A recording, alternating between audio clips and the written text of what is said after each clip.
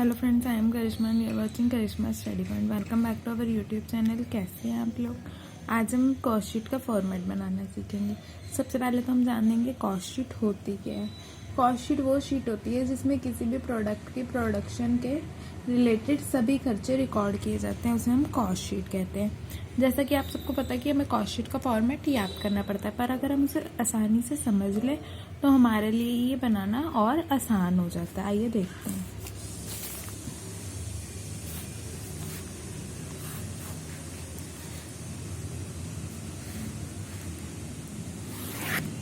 Particular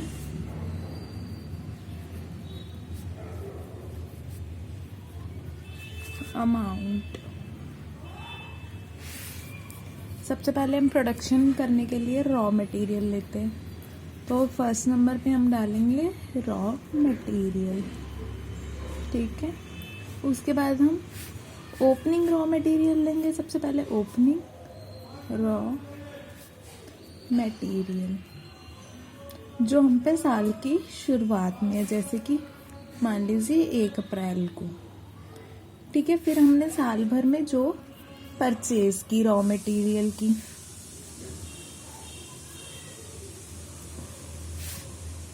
उसके बाद जो हमारे पास क्लोजिंग बचा, closing stock of raw material, जैसे 31 मार्च पे जो हम पे बचा वो हमारा क्लोजिंग रॉ मटेरियल हो गया। अब हमारे पास इससे आ जाएगा रॉ मटेरियल कंजम्पशन, यानी कि हमने साल भर में कितना रॉ मटेरियल यूज़ किया। ये हम पे साल की शुरुआत में था, ये हमने साल के बीच में खरीदा और ये हमारे पास साल के अंत में बचा, तो हमने कितना कंज्यूम किया यहाँ पे आ जाएगा। नेक्स्ट हम डायरेक्ट वेजेस लेंगे। डायरेक्ट वेजेस, ये खर्चे डायरेक्टली प्रोडक्शन से जुड़े हुए। रॉ मटेरियल भी प्रोडक्शन के लिए ज़रूरी है, डायरेक्ट वेजेस उसको बनाने वाले मजदूरों की सैलरी भी प्रोडक्शन से रिलेटेड है, और भी कई तरह के डायरेक्ट एक्सपेंस। और इन सब से हमारे पास क्या आ जाती है? Prime cost. प्राइम कॉस्ट ये हमारे पास आ जाएगी प्राइम कॉस्ट। इसे हम ऐसे लिख देते हैं ए और बी, प्राइम कॉस्ट। नेक्स्ट हम इसमें डालेंगे फैक्ट्री ओवरहेड, यानी कि फैक्ट्री में हुए खर्चे। फैक्ट्री में हुए खर्चे भी प्रोडक्शन से डायरेक्टली रिलेटेड है, फैक्ट्री ओवरहेड्स। ठीक है, इससे हमारे पास आ गया gross work cost. Factory overheads, gross work cost. यहाँ तक हमने जितने भी खर्चे देखे वो डायरेक्टली प्रोडक्शन से रिलेटेड थे। रॉ मटेरियल प्रोडक्शन के लिए ज़रूरी है, लेबर को वेजेस देनी ज़रूरी है, और भी कई तरह के डायरेक्ट एक्सपेंस है जो ज़रूरी है। फैक्ट्री के ओवरहेड, फैक्ट्री का रेंट, इलेक्ट्रिसिटी, वो सब पे करना भी ज़रूरी है प्रोडक्शन के लिए, तो यानी कि ग्रॉस वर्क कॉस्ट। अगला हम लेंगे वर्क इन प्रोग्रेस। सारा सामान हमारा साल के बीच में तो बन नहीं जाता, उसमें से कुछ सामान साल के लास्ट में बचता है, तो वो वर्क इन प्रोग्रेस कहलाता है, यानी कि जो माल अभी बना नहीं है। Opening work in process minus closing work in progress,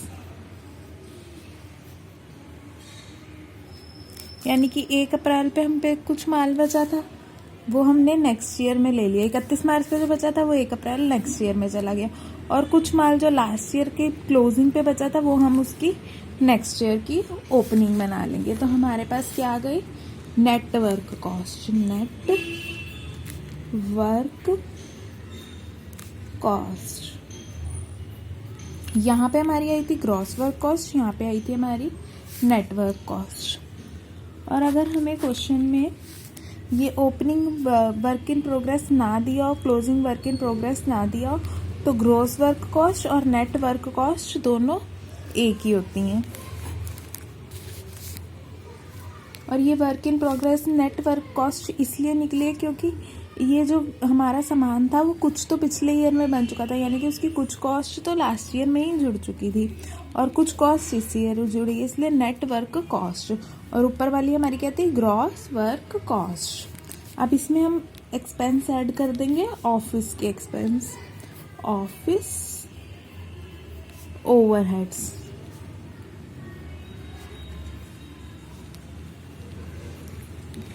सबसे पहले हमने रॉ मटेरियल के खर्चे लिए, फिर वेजेस के खर्चे लिए, फिर हमने वर्क इन प्रोग्रेस के खर्चे लिए, अब हम ऑफिस के खर्चे लेंगे। तो ये हमारी निकल के क्या आई, कॉस्ट ऑफ प्रोडक्शन।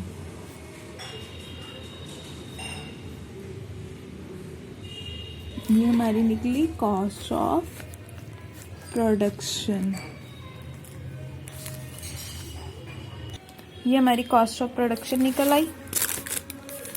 अब इधर हम एक और लाइन खींचेंगे, लाइन यहाँ पे हम कॉस्ट ऑफ प्रोडक्शन दोबारा से लेते हैं, कॉस्ट ऑफ प्रोडक्शन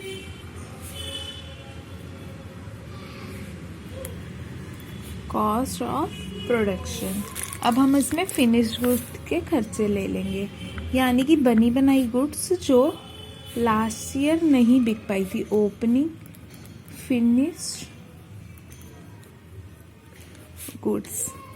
कुछ गुड्स ऐसी होंगी जो साल में बिक नहीं पाई, वो ओपनिंग होगी, और कुछ साल के एंड में नहीं बिक पाई, वो minus closing finished goods.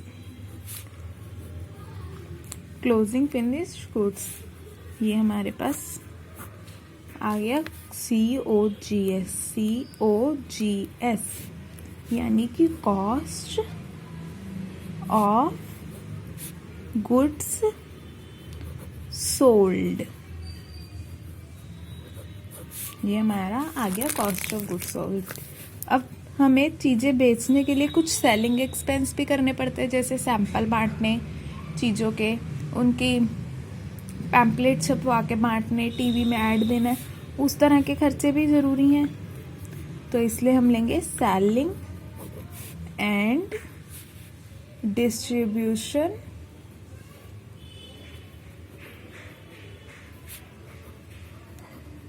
Distribution cost. इसे हम एडमिनिस्ट्रेटिव एक्सपेंस भी कहते हैं। ये हमारे एडमिनिस्ट्रेटिव एक्सपेंस ऐड हो गए। अब हमारी निकल आई कॉस्ट ऑफ सेल, यानी कि ये सारे कुछ टोटल करके हमारे एक प्रोडक्ट की कितनी कॉस्ट पड़ रही है और हम उसे कितने पे सेल कर सकते हैं, प्लस प्रॉफिट या फिर लॉस, जो भी हमें प्रोडक्ट में होगा, प्रॉफिट या लॉस। और नीचे हम लेंगे सेल, हमारी क्या सेल हुई। देखिए, इसे बनाने के लिए एक सिंपल सा तरीका है, पहले रॉ मटेरियल, फिर वेजेस, फिर फैक्ट्री ओवरहेड जो कि ज़रूरी है, फिर वर्क इन प्रोग्रेस लेना है हमें, फिर वर्क इन प्रोग्रेस यानी कि फैक्ट्री के सारे खर्चे यहाँ तक खत्म हो गए। फिर हमारे लिए प्रोडक्ट बेचने के लिए उसके लिए कोई ऑफिस भी होना चाहिए, तो हम ऑफिस के खर्चे ले लेंगे। नेक्स्ट, यहाँ तक हमारी प्रोडक्शन खत्म हो गई, फिर हमारी जो पिछली गुड्स पड़ी हुई हैं जो बिना बिकी रह गई हैं, हम उन्हें भी ऐड कर लेंगे, उन्हें कोई बेकार तो कर नहीं सकते। फिर हमारे लिए सब बेचने के लिए ऐड ज़रूरी है, सब कुछ ज़रूरी है, तो हम सेलिंग एक्सपेंस बीच में डाल देंगे। उसके बाद हमारा जो प्रॉफिट या लॉस आएगा, और ये हमारी सेल निकल आई। आई होप आपको कॉस्ट शीट का फॉर्मेट इजीली समझ आ गया होगा। अगर आपको ये वीडियो अच्छी लगी हो तो वीडियो को लाइक कीजिए, शेयर कीजिए और मुझे कमेंट में बताइए, और चैनल को सब्सक्राइब कर लीजिए ताकि आपको आने वाली हमारी हर वीडियो की नोटिफिकेशन मिल सके। And thanks for watching friends.